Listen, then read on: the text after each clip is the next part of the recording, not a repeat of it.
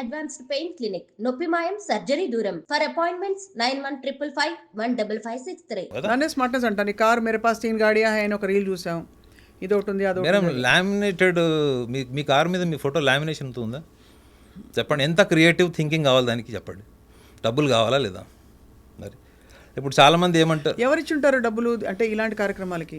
Madam transgender, మీరు ఒక్కసారి Delhi train ఎక్కండి, హైదరాబాద్ టు ఢిల్లీ ట్రైన్ ఎక్కండి, మీకు ఎవరు డబ్బులు ఇచ్చింటారో నేను చెప్తే కూడా ట్రాన్స్జెండర్స్ మళ్ళీ హర్ట్ అవుతారు. హైదరాబాద్ టు ఢిల్లీ మీరు ట్రైన్ ఎక్కండి, మీకు తెలుస్తుంది. ట్రాన్స్జెండర్స్ అందరిని అనట్లేదు, ఐఎమ్ హానెస్ట్లీ సెయింగ్. ఒక ట్రాన్స్జెండర్ డబ్బు సంపాదించాలనుకుంటే మీకు బాంబే కల్చర్ తెలుసా? మీకు బాంబేలో కల్చర్ ఉంది తెలుసా మీకు? 31st డిసెంబర్ రోజు అక్కడ బిజినెస్ పీపుల్ అంతా ఎవరిని హైర్ చేసుకుంటారు రాత్రిపూట? ఆ ఒక్కరోజు రాత్రి వాళ్ళు అక్కడ ఏ వ్యక్తితో ఏ జెండర్తో అక్కడ నైట్ కలిపితే వాడికి సంవత్సరం అంతా అదృష్టం కలిసి వస్తుంది అనేటువంటి నమ్మకము, మూర్ఖత్వం ఉన్నటువంటి సమాజం మహారాష్ట్రలో మీకు అనిపిస్తుంది. అంత మాస్కేల్లో జరుగుతుందంటారా? మేడం మీరు బాంబేలో ఉంటే మీకు తెలుస్తుంది. 31st డిసెంబర్లో మీకు ట్రాన్స్జెండర్ ఎవరు ఫ్రీ దొరకరు. ఎంతమంది we see so many transgenders who are doing such great service to society. Madam hiding మోడ్లో కొంత జరుగుతుంది మేడం, అంటే తెలియకుండా కొంత జరుగుతుంది. నేను మహారాష్ట్రలో చెంబూర్లో ఉన్నాను మేడం, ఆల్మోస్ట్ 9 months ఉన్నాం. చెంబూర్ అంటే మీకు తెలిసే ఉండి ఉంటుంది, ఈ అంత మాఫియా వీళ్ళు ఉంటారు చూడండి, చోటా రాజన్ వాళ్ళందరూ, చోటా రాజన్ వీళ్ళందరూ అక్కడ చెంబూరే మీకు మెయిన్ మాఫియా అంతా చెంబూర్లోనే ఉంటుంది. సో అక్కడ వాళ్ళు డ్యాన్స్ బార్లు, పబ్లు ఇవన్నీ కామన్ ఉంటుంది అక్కడ కల్చర్.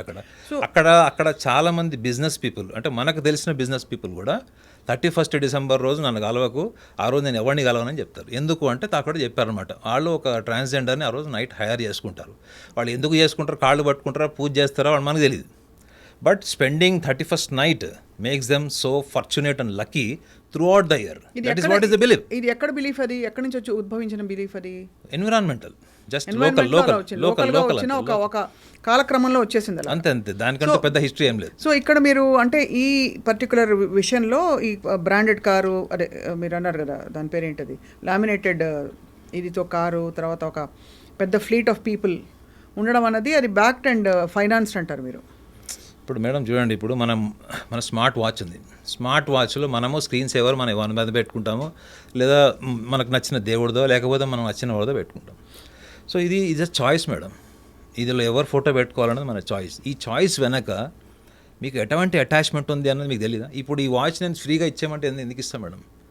ఎవరైనా ఈ వాచ్ మీద నాకు ఏదైనా స్క్రాచ్ పెట్టినా ఐ ఫీల్ సో అఫెండెడ్, అరే ఏంటి నా వాచ్ ఇట్లయింది అట్లయింది, మళ్ళీ దీని కొత్త స్క్రీన్. ఇప్పుడు ఈ అమ్మాయి చేసింది, ఇప్పుడు ఈ ట్రాన్స్జెండర్ ఎవరైతే చేసిందో ఆమెకి ఏ అటాచ్మెంట్ లేదా అనిపిస్తుందా మీకు? చెప్పండి, యాజ్ అ జస్ట్ సివిలియన్ చెప్పండి. తప్పకుండా, ఐ మీన్ అలా అయితే అనిపించలేదు, అటాచ్మెంట్ లేనట్టు అయితే అనిపించలేదు. ఫింగర్స్ చూశారు కదా ఆమె, నెయిల్ పాయింట్, ఒక్కొక్క నెయిల్కి ఒక్కొక్క కలర్ ఉంది, లిప్స్టిక్ ఉంది. ఇవన్నీ ఏం ఇండికేట్ చేస్తున్నాయో చెప్పండి? సాధననా లేకపోతే రోదన అయితే ఆమెకి ఏమనిపిస్తుంది? ఆమెకి తెలియకుండానే ఆమెకి ఐడెంటిటీ ప్యాషన్ ఉంది. She suffering with identity. ఆ ఐడెంటిటీని ఎట్లా ఎస్టాబ్లిష్ చేసుకోవాలి అన్నది మనకి అర్థం కానటువంటి స్థితిలో ఆమెకుంది, మనకు అర్థం కాని స్థితిలో ఆమెకుంది. తెలంగాణ ఉద్యమాలు జరిగేటప్పుడు కూడా నేను కూడా కిరోసిన్ పోసుకొని చనిపోతే నాకు కూడా కేసీఆర్ అన్న వస్తాడు, హరీష్ రావు అన్న వస్తాడు, ఏడుస్తాడు, నా కోసం టీవీలో వస్తుంది, నా ఫ్యామిలీ ఎంత వస్తుంది అనుకునే వాళ్ళు ఎంతమంది లేకుండా అప్పుడు చెప్పండి. ఒక ఐడెంటిటీ ప్యాషన్తో అవుతున్న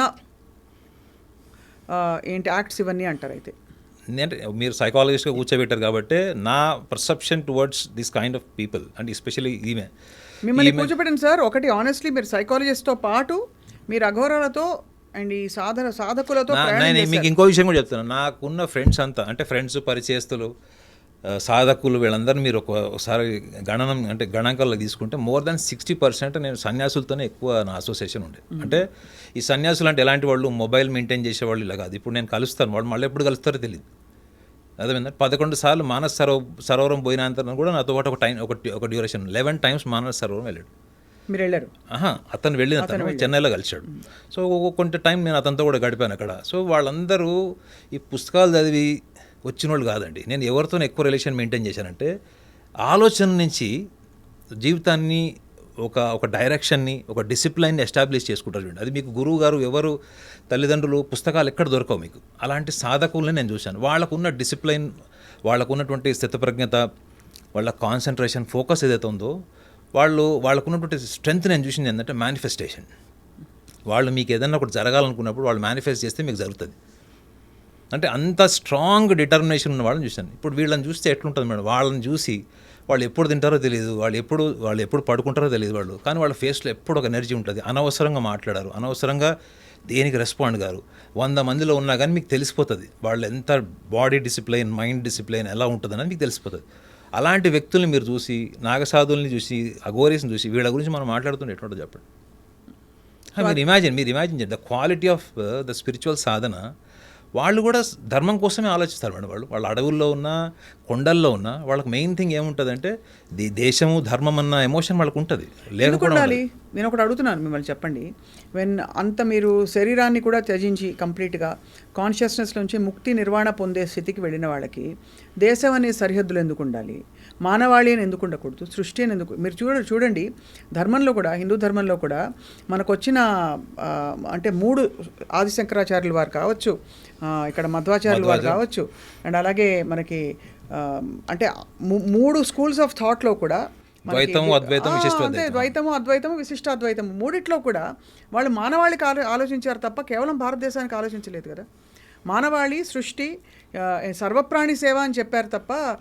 మీరు అనుకుంటున్నారు వాళ్ళ దేశాలు ఉన్నాయని మీరు నమ్ముతారు అనుకుంటారు. వాళ్ళు అదే చెప్తున్నారు మేడం, వాళ్ళ దేశాలు గీసాలు లేవని, వాళ్ళంతా దేశాలు ఏర్పడ్డాయి అంటారు వాళ్ళు. మీరు గుర్తుపెట్టుకుని, నాగసాధువులు అనేది ఏంటంటే అసలు ఈ సృష్టి మొత్తం కూడా ఒక ఎనర్జీ మీద ఉంది. ఇప్పుడు దేశాలు, ఖండాలు ఏవైతే అనుకుంటున్నారో ఇవన్నీ ఏర్పడినాయి అంటే మనిషి యొక్క రాజకీయ స్వార్థం, దృక్పథం నుంచి ఏర్పడ్డవే అని మాట్లాడతారు వాళ్ళు. అంతే తప్ప ఈ భూమి అంతా కూడా ఒకటే ధర్మం ఉండిందని నమ్ముతారు వాళ్ళు. అవును, వాళ్ళంతా ఒకటే ధర్మం నమ్ముతారు వాళ్ళు. నేను మాట్లాడినప్పుడు వాళ్ళు వ్యక్తపరిచినటువంటి విషయాలు, ఇవాళ మనం తెల్లతోలు వాళ్ళని చూస్తున్నాం, వీళ్ళని చూస్తున్నాం అన్నది అది జస్ట్ టైం బీయింగ్ అంతే.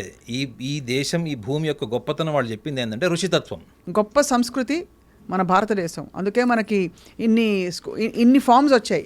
అద్వైతము, నేనే అహం బ్రహ్మస్మి అనే అక్కడి నుంచి మొదలుకొని మీరు నేను వేరు, భగవంతుడు వేరు అనే ద్వైతం కూడా వచ్చింది.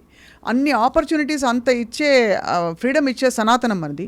మనకెందుకు దేశ సరిహద్దులు ఉండాలి? ఎవరు వాళ్ళకి దేశ సరిహద్దు భారతదేశం కాదు మేడం. అది వాళ్ళు ఏమనుకుంటారంటే ప్రపంచం అంతా కూడా ఒక రోజు సనాతన ధర్మంలో ట్రాన్స్ఫార్మ్ అవుతుందని చెప్తారు వాళ్ళు. ఇవన్నీ చెప్పామనుకోండి వేరే మతస్థులకు వాళ్ళకు బాధ కలగచ్చు, కానీ నేను వాళ్ళతో షేర్ చేసుకున్నది మాత్రమే చెప్తున్నాను. వాళ్ళు ఎంత కూడా టైం బీయింగ్ అనమాట. అంటే ఎట్లా వచ్చిందో అట్లా పోతుంది. వీళ్ళు ధర్మాన్ని వాళ్ళు ఏమంటున్నారు తెలుసా మీకు, చాలామంది సనాతన ధర్మం పరిరక్షణ, కొన్ని రోజులైతే ధర్మం ఉండదు అంటున్నారు. వాళ్ళు ఏమంటున్నారంటే ఒకవేళ సనాతన ధర్మానికి ఇంకా కొంచెం ఏమన్నా చెదలు పట్టిందంటే అప్పటికే సృష్టి మొత్తం మోర్ దాన్ 60% నాశనం అయిపోతుందని చెప్తున్నారు వాళ్ళు. ప్రకృతి అల్టిమేట్గా సనాతన ధర్మాన్ని కాపాడేది ప్రకృతి అని చెప్పాడు మేడం ఒక ఆయన. అంటే అర్థం ఏంటి, ఫ్లడ్స్ వచ్చో, భూకంపాలు వచ్చో, వాటర్ లెవెల్స్ ఇంక్రీజ్ అయ్యో, ఇవి ఇట్లా టెక్నికల్గా చెప్పలేదు.